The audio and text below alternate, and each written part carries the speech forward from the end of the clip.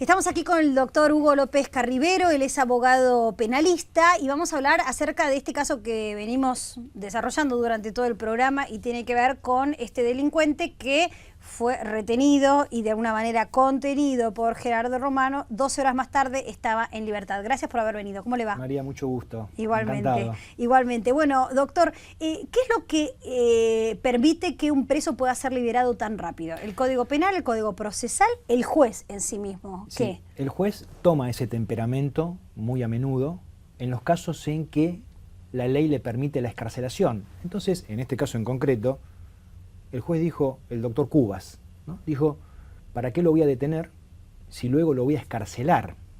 Entonces toma un temperamento más rápido, más breve, que es legal igual, está dentro del marco jurídico, el Código Procesal Penal de la Nación lo permite, ¿no? Entonces dice, ni siquiera lo mando a la cárcel para estudiar luego la posibilidad de dejarlo salir. Directamente desde la comisaría toma algunos recaudos, como por ejemplo enviar al patrullero a que certifique el domicilio para saber si donde él dice que vive, efectivamente vive, y fue así, vivía en la localidad de Moreno. Claro, todo teniendo en cuenta o la posibilidad de que siga viviendo en Moreno, que no se mude, que no se fugue, bueno, que no pase nada. Después existe esa posibilidad, ¿no es cierto? Claro que sí. Puede ser que durante el desarrollo de la causa, esta causa ya está iniciada y se va a tramitar y va a tener un trámite normal, en algún momento va a ser llamado a indagatoria, bueno, se lo va a procesar y tal vez no se lo encuentre. Entonces el problema no es ni del Código Procesal ni del Código Penal, sino de la decisión personalísima del juez sobre cómo aplicar ese código. Es que los jueces tienen esa facultad. Por eso hay jueces, como se dice habitualmente, ¿no? Uno escucha, ¿no? Garantistas, más severos, de mano dura. Claro, pero no se trata de ser garantista o no, porque uno al detener, por ejemplo, a este delincuente, retenerlo en una comisaría, hasta tomarle declaración, no estaría quitándole la garantía de defenderse o de declarar, ni nada por el estilo. No, pero vos fijate que le dicen, bueno, ¿para qué lo voy a detener si el delito que se le imputa, en este caso en concreto, es el delito de robo en grado de tentativa, le puede corresponder una pena privativa de libertad en suspenso? Por ejemplo, 1 año en suspenso. ¿Para qué lo voy a dejar detenido? Ese es el temperamento que adoptan ellos. Ese es, digamos, la lógica, el criterio que algunos juzgados tienen, ¿no? Es muy discutible.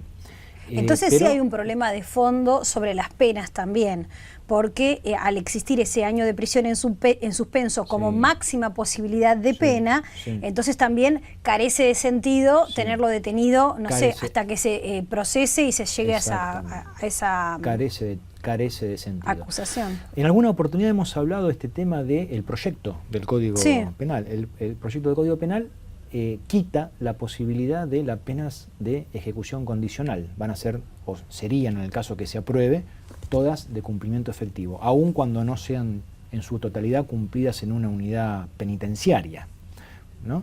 Porque el proyecto agrega otras posibilidades, como por ejemplo la prisión domiciliaria o la morigeración de la prisión preventiva. Yo quiero hacer una precisión, el decreto de soltura del juez, en este caso, en el caso de el actor Romano, le decimos el caso Romano porque todo el mundo ya lo conoce de esa forma, ¿no? Es un decreto, yo tuve la oportunidad de leerlo hace pocos minutos, pocas horas, que se ajusta a derecho, está bien fundado. Lo que sucede es que en un sector importante de la sociedad deja un sabor amargo, ¿no? hasta de injusticia. Claro. Pero jurídicamente está bien fundado. Lo fundamenta en el artículo 164, 42 del Código Penal. Pero entonces, si por ejemplo prosperase el anteproyecto del Código Penal que está en estudio, que fue propuesto por todo este grupo de juristas y que está cuestionado por el Frente Renovador, si prosperase, este juez, frente a este caso de robo en tentativa sería, ¿no? Robo simple en grado de tentativa. En grado de tentativa.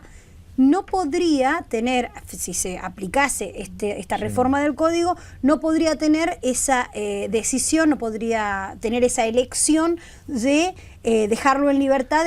Estaría más limitado. Debería, por ejemplo, o detenerlo o aplicarle una, como me decía usted, prisión domiciliaria o una morigeración de la morigeración. prisión preventiva. Exactamente, estaría más limitado. Instantáneamente. Instantáneamente. Ahora, después vamos a hacer un análisis un poquito más completo, porque el proyecto del código también elimina el instituto de la reincidencia.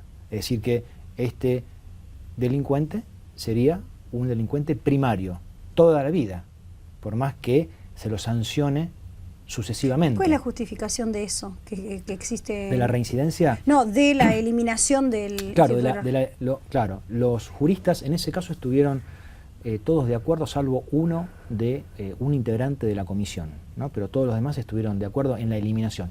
¿Cuál es el justificativo? Ellos dicen, mire, no podemos sancionarlo por lo que hizo hace 5 años atrás o 1 año atrás. Tenemos que sancionarlo por lo que ha hecho ahora, por el juzgamiento que se le está efectuando ahora. Porque si no sería juzgarlo por sus antecedentes. Estaría violentado el principio non bis in idem, que nadie puede ser juzgado 2 veces por el mismo hecho. Se lo estaría estigmatizando, ¿no es cierto? Haríamos de esta situación una carga procesal para toda la vida. Una persona con antecedentes penales no podría conseguir trabajo, no podría insertarse en el mundo laboral fácilmente, incluso no podría estudiar normalmente, porque sería una persona, digamos, con una mancha en su prontuario. Sí, un prontuario. Claro, un prontuario. Entonces ellos dicen, vamos a juzgarlo por lo que hizo en este preciso momento. Eventualmente se le dará, si corresponde, una pena mayor, pero los antecedentes los dejamos de lado, los juzgamos de ahora en más. Lo importante es si eso, sacarle los antecedentes hace que la pena sea menor, ¿o no? Porque hasta ahora sí, servían como agravantes para que las penas se modifiquen en cuanto a que se amplíen, ¿no? Claro. La declaración de la reincidencia, hasta ahora, como venimos hablando, tenía 2 efectos jurídicos. Primero, elevar el monto de la pena, sí, ¿no es cierto? O sea, acercarla más al máximo que al mínimo. Y por otro lado, no se le permite la libertad condicional. Los reincidentes por el artículo 14 del Código Penal no tienen la posibilidad de salir antes, tienen que cumplir la pena de punta a punta. Bueno, eso se elimina ese instituto de la reincidencia, es el artículo 50 del Código Penal, en este proyecto. Entonces, son modificaciones importantes en el marco de la política criminal. Ahora, ¿no? Esta sensación que tiene la gente, o sensación o realidad más bien, sobre que la persona que le hizo pasar un mal momento, no estoy hablando de los homicidas, estoy hablando de los delincuentes, de estos delincuentes que nos contaba recién el vecino autoconvocado de Palermo, 600 casos en 4 meses, solo de los que detectaron los vecinos, descuidista, gente que te puede golpear, que te puede tirar a la calle por sacarte un celular y te puede hacer cosas todavía más graves. Digo, esta sensación que tiene la gente de que esa gente entra por una puerta y sale por la otra, ¿a quién se le puede adjudicar esa responsabilidad? ¿Al código procesal, al código penal, al juez en sí mismo, al sistema en general? Bueno, seguro. Es un conjunto. Yo empezaría por la ley, porque la ley lo permite. ¿No es cierto? O sea, no es una obligación del juez. Y ahora vamos también con los magistrados. El juez no tiene el deber de ponerlo en libertad, no tiene el deber de darle la excarcelación, tiene la facultad. ¿No? La ley dice podrá, pero primero le da esa posibilidad. Entonces, si la ley no dijera podrá, ya el juez estaría más limitado.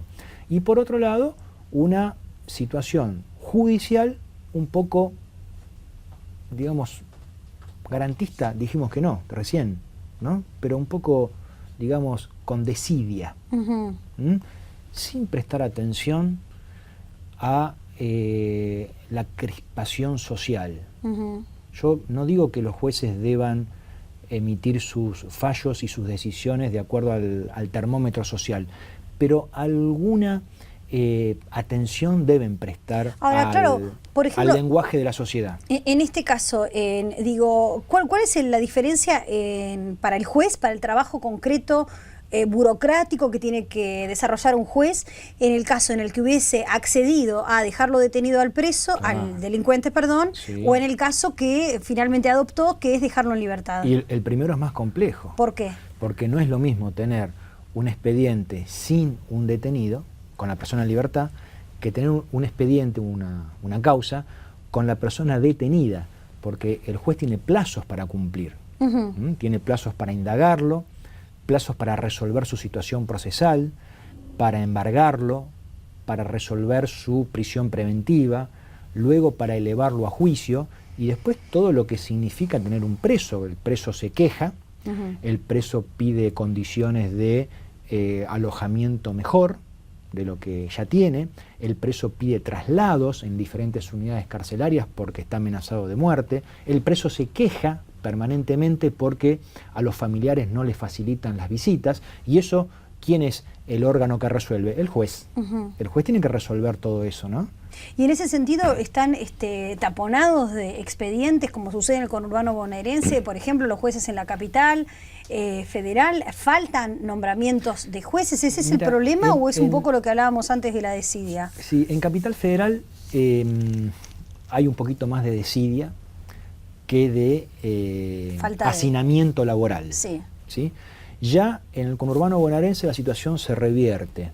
Es, no sé si al revés, pero es un poco contraria. Hay mucho más trabajo, lo cual implica también, si no hay desidia, también en el conurbano hay falta de tiempo para leer los expedientes. Sí. Que no sé qué, ¿no es cierto? Peor, sí. Que es peor.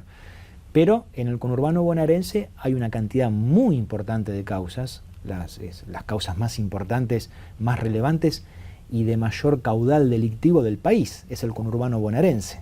Y en este momento están de paro los judiciales. Hoy y mañana. Hoy y mañana, y los días anteriores también vinieron escalonadamente. O sea que, por ejemplo, si ocurre un episodio de inseguridad en este momento... Sí. No, los jueces de turno están trabajando. Los de turno están trabajando. Pero las causas irían más lentas. Pero las causas van mucho más lentas, exactamente. Ahí se dice así, ¿no es cierto?, que van en el lomo de un caracol. Claro. Así se dice en tribunales. Y es la verdad, eso pasa porque están de paro, porque hay pocos jueces, porque la cantidad de causas los superan muchísimo, mucho, sí. Doctor, muchísimas gracias por haber gusto, estado aquí, muy amable. Con mucho aprecio. Nosotros en un minutito venimos, que está Adrián Bono, ya nos metemos en el mundo Twitter.